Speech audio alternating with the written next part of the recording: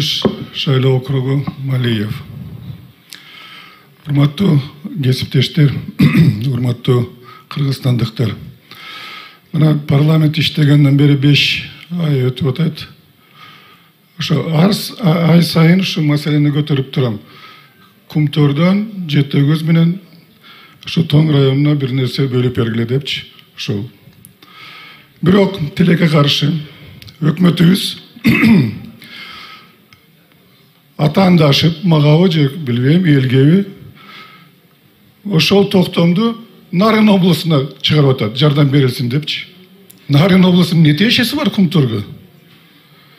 Ошон үчүн урматтуу төрага, мен сизден суранам.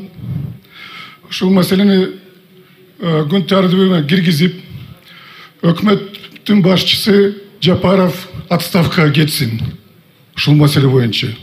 Бул туура эмес токтом алган үчүн ошол уяты болсо өзү кетсин, уяты болбосо президентке кайрылам, өкмөт болсо отставкага кетсин. Бул туура эмес. Эмне тиешеси бар Нарын облусу? Ансыз деле Кумтор бүт республикага өзүнүн жардамын салып жатпайбы? Ошон үчүн мен дагы бир жолу айтып коеюн. Ушул маселени күн тартибине киргизиңиз, өкмөт болсо отставкага кетсин. Ошол ким кол койгон ушул токтомго?